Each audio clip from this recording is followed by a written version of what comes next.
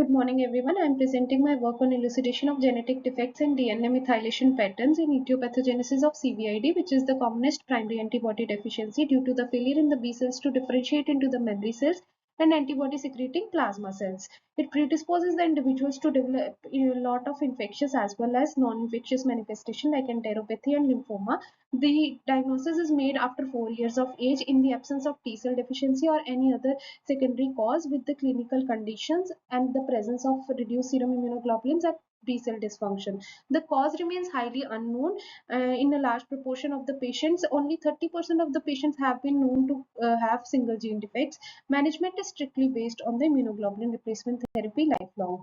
So the genetic landscape of Indian CVID cohort is not known. With this aim, we designed this study and we enrolled 59 patients. Most of them were from the northern region of our country.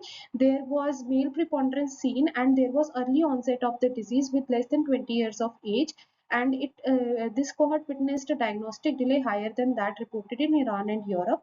The clinical manifestations were complex with the mixture of both infectious and non-infectious manifestation in most of the patients. The B cells showed there is expansion of antigen unexperienced naive B cells, and there is reduction of antigen experienced unswitched and switched memory B cells with reduction in the plasmablast. There was increase in the potentially autoreactive CD21 low B cells in the patients with CVID, and the cause of the disease was identified in 21 patients and non-monogenic having monogenic etiology, and those with no genetic cause were labeled as non-monogenic CVID in 64.4% of the patients. So was there any difference between monogenic and non-monogenic CVID? Monogenic CVID presented with higher rate of consanguinity and the more infectious manifestation, while the non-monogenic group showed autoimmunity and lymphoproliferation as the main manifestations.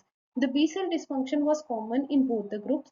However, it was more profound in the patient with genetic etiology. It was seen that non-monogenic group also possessed higher number of autoreactive cells. Among the non-monogenic group, we saw that we compared the B cell methylation levels of non-monogenic patient with the healthy control, and there was elevation in the methylation level of B cells in the patient with non-monogenic etiology. This methylation was typically leading to gene silencing in this group. Therefore, I would like to summarize that my study highlights that Indian cohort of CVID patients consists of both monogenic as well as non-monogenic etiology with distinct patterns. Identifying these etiologies is important to develop targeted therapies which can potentially reverse the methylation status back to normal. Thank you.